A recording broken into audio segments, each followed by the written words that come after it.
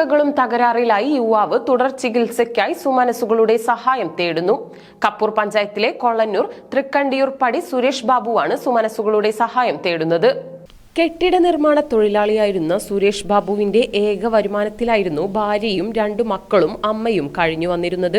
2023 സെപ്റ്റംബറിൽ കോഴിക്കോട് മെഡിക്കൽ കോളേജിൽ വെച്ച് നടന്ന വിദഗ്ധ പരിശോധനയിലാണ് ബാബുവിന്റെ ജീവൻ നിലനിർത്തുന്നതിന് അടിയന്തരമായി വൃക്ക മാറ്റിവെക്കൽ ശസ്ത്രക്രിയയ്ക്ക് വിധേയമാക്കാൻ ഡോക്ടർമാർ നിർദ്ദേശം നൽകിയത്. ശസ്ത്രക്രിയയ്ക്ക് മാത്രം 50 ലക്ഷത്തോളം രൂപയാണ് കണക്കാക്കുന്നത്. മരുന്നുകൾക്ക് പുറമെ ഡയാലിസിസ് ചെയ്യാൻ പോലും സാമ്പത്തിക ശേഷി ഒട്ടുമില്ലാത്ത കുടുംബം എന്തു ചെയ്യണമെന്ന് അറിയാതെ പകച്ചു നിൽക്കുകയാണിപ്പോൾ. അവിടുന്ന് ഒരു 10 ചെയ്യാൻ പറ്റി. പിന്നെ നമുക്ക് മാത്രമായിട്ട് ഡയാലിസിസ് അവിടുന്ന് കിട്ടില്ല.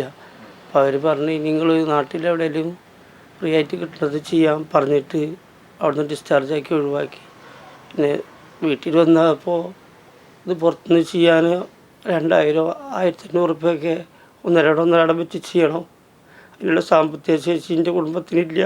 കിടപ്പാടം പോലും ജപ്തി ഭീഷണിയിലായപ്പോൾ ഒരു കുടുംബത്തിന്റെ അത്താണിയായ സുരേഷ് ബാബുവിനെ ജീവിതത്തിലേക്ക് മടക്കി കൊണ്ടുവരാൻ കരുണ പറ്റിയിട്ടില്ലാത്ത സഹജീവികളുടെ സ്നേഹം തേടുകയാണ് ഈ കുടുംബം.